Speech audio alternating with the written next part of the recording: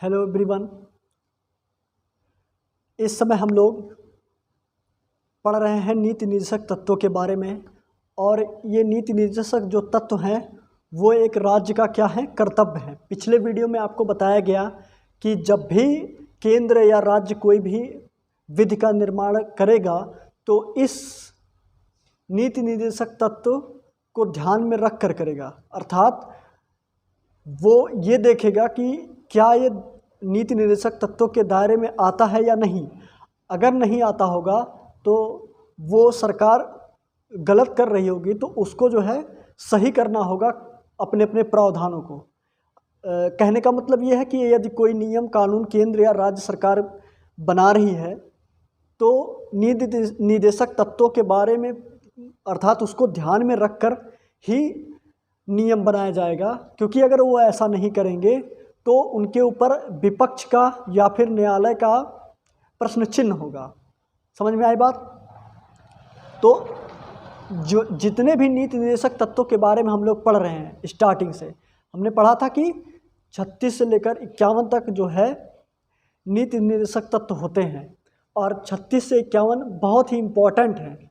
एक एक को अच्छे से पढ़ते हुए चलेंगे ताकि कोई कन्फ्यूज़न ना हो और इस क्रम में हम जो है क्वेश्चंस को ईजिली सॉल्व कर पाए। ठीक है, तो आइए देखते हैं नीति निर्देशक तत्व हम लोग कहाँ तक पढ़ चुके थे। देखिए हम लोग यहाँ पे लिखे हुए हैं अनुच्छेद 39, अर्थात हम लोग 38 तक 38 तक अनुच्छेद 38 तक हम लोगों ने पढ़ लिया है। अब इसके बाद हम लोग आज पढ़ेंगे अनुच्छेद 39। तो देखिए अनुच्छेद 39 इसमें जो है कई क्लॉज बनाए गए हैं। एक एक करके सबको देखेंगे और जहाँ पे भाषा स्पष्ट नहीं होगी वहाँ पर हम आपको बताएंगे कि ये जो है प्रावधान कहना क्या चाह रहा है। ठीक है, देखिए इसको। देखिए अनुच्छेद 39A पुरुष और स्त्रियों को समान रूप से जीविका के पर्याप्त साधन प्राप्त करने का अधिकार।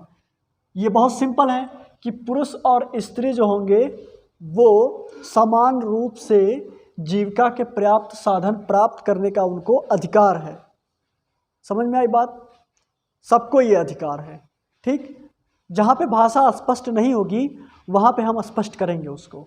ठीक है, देखिए अब इसके बाद अच्छे से देखिए इसको, ये बहुत इम्पोर्टेंट है। अनुच्छेद 39 क्लॉज भी संसाधनों का समतामूलक वितरण। ये क्या बात हुई? संसाधनों का समतामूलक वितरण। अब ये क्या कह रहा है? ये कह रहा है कि स्त्री हो या पुरुष हो, उन दोनों के बीच अगर जो कोई संसाधन है तो उसका समतामूलक वितरण होना चाहिए।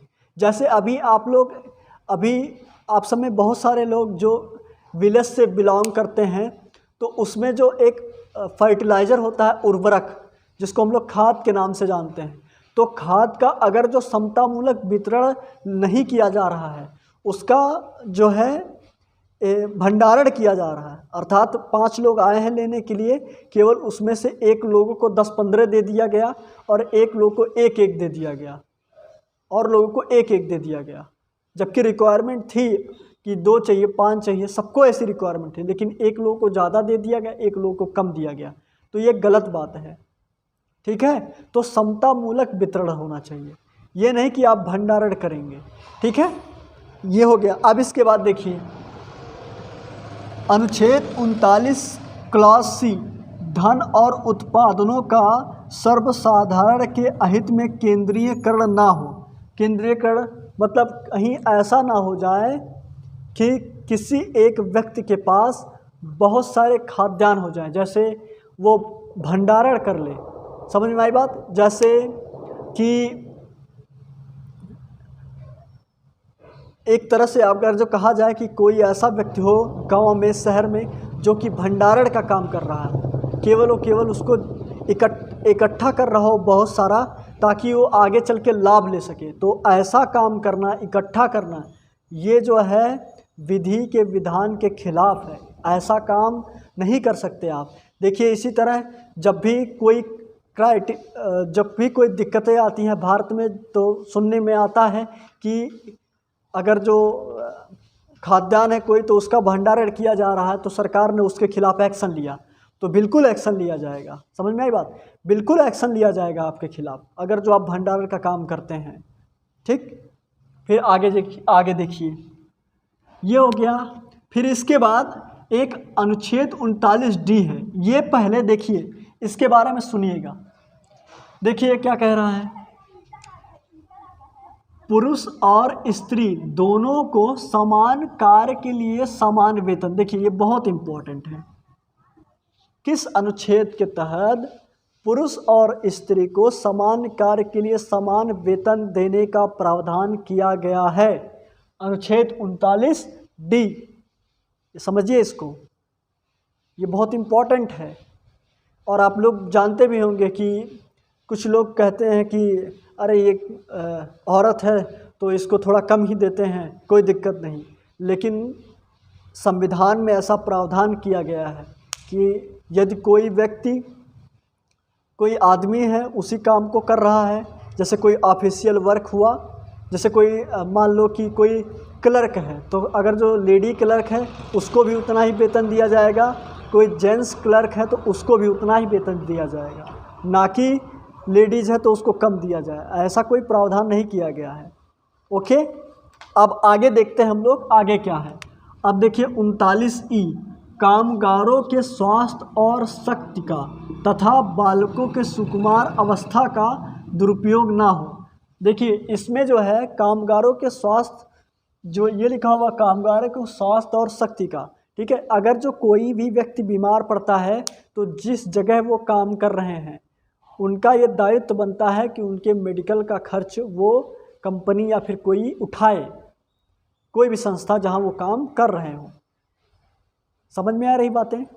ये हमको लगता है ये स्पष्ट होगी भाषा। फिर देखिए आगे, ये देखिए 39F, अनुच्छेद 39F, इसके बारे में सुनने से पहले इसको देखिएगा। जब संविधान का निर्माण हुआ था तो उस समय जो 39 में क्लॉज थे वो 39A, 39B, 39C, 39D और 39E था। समझ में आया? और ये जो 39F आपको दिख रहा है, ये 39F बाद में जोड़ा गया। देखिए यहाँ पे लिखा है, इसे 42वें संविधान संशोधन द्वारा जोड़ा गया है। ठीक है, 42वें संविधान संशोधन अर्थात 1976। समझ में आया? इसको 42वें संविधान संशोधन द्वारा जोड़ा गया है। और इसमें बातें क्या कही गई? बालकों को स्वतंत्र और गरिमामय वातावरण में विकास के अवसर देना, अर्थात वो चहलगामी कर सके, अर्थात खेल कूद अच्छे वातावरण में स्वतंत्र रूप से उनको दिया जाए। उनको कोई जो है ये नहीं कि अगर आप पेरेंट्स हैं तो आप जो है उसको अंदर एकदम रखिए, वो बच्चा ग्रो नहीं करेगा अगर जो आप ऐसा करेंगे। समझ में आई बातें? तो ये रहे आपके, इसको देखिए ये बाद में जोड़ा गया है। ठीक है, 42वें संविधान संशोधन द्वारा इसको बाद में जोड़ा गया, पहले इतना ही था। समझ में आ रहा है सबको? तो ये था आपका अनुच्छेद 39। अब इसके बारे में हम आगे पढ़ेंगे। एक और अमेंडमेंट किया गया है जिसका नाम रहेगा अनुच्छेद 39 क्लॉज ए। ठीक है, वो कैपिटल ए संशोधन किया गया है उसमें, उसको हम लोग पढ़ेंगे, लेकिन उसको हम लोग पढ़ेंगे नेक्स्ट वीडियो में। फ़िलहाल के लिए आप इतना पढ़िए और इसको समझने सीखने का प्रयास कीजिए। यहाँ से क्वेश्चंस बहुत आते हैं। नीति निर्देशक तत्व, मूल कर्तव्य, नागरिकता, ये सब अच्छे टॉपिक्स हैं पॉलिटी के, यहाँ से क्वेश्चन अच्छे बनते हैं। ओके, आज के लिए इतना ही, मिलते हैं कल नेक्स्ट वीडियो के साथ। Thank you.